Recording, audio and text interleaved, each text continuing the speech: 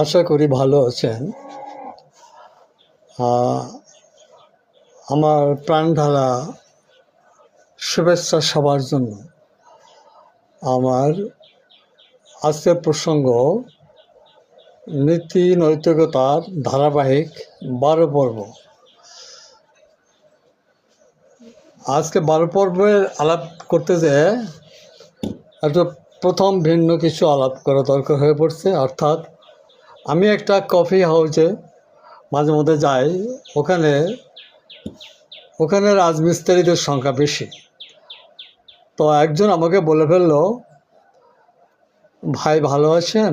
আমি বললাম হ্যাঁ ভালো আছি।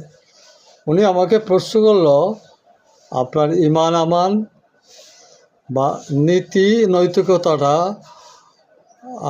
উনি পরিষ্কার না, নীতি নৈতিকতাটা কী, এবং আপনার এই ধারাবাহিকে আজ 12 সামনে আরও থাকবে হয়তো, নীতি নৈতিকতাটা একটু জানতে চেয়েছে।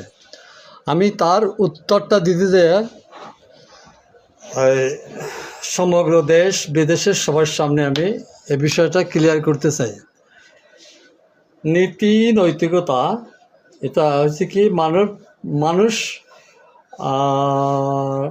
একটা মতাদর্শ বা তার ইচ্ছা আকাঙ্ক্ষা, মানে তার গোটা লাইফ স্টাইল এবং তার উদ্দেশ্য আদর্শ সবই এই নীতি নৈতিকতার ভিতর থেকে আমরা পাই।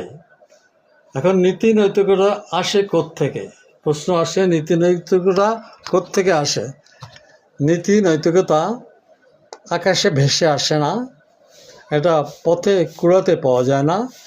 নীতি নৈতিকতা নদীর স্রোতে ভেসে আসে না। নীতি নৈতিকতা সৃষ্টি হয় একটি দেশের উৎপাদন ব্যবস্থা যেমন হবে, উৎপাদন ব্যবস্থার উপর ভিত্তি করেই তার নীতি নৈতিকতা, তার মতাদর্শ, তার সামগ্রিক লাইফের সব কিছুই নীতি এবং নৈতিকতার উপরে প্রভাব ফেলে। এবং এই নীতি নৈতিকতাটা ভারত তথা দুনিয়ার সব দেশে এই নীতি নৈতিকতার ভিন্নতা দেখা যায়। যে দেশের যে উৎপাদন ব্যবস্থা, সে দেশের নীতি নৈতিকতা সেরকম। তো America, Japan, German, France, Italy সহ সমস্ত দুনিয়ার উৎপাদন ব্যবস্থা পুঁজিবাদী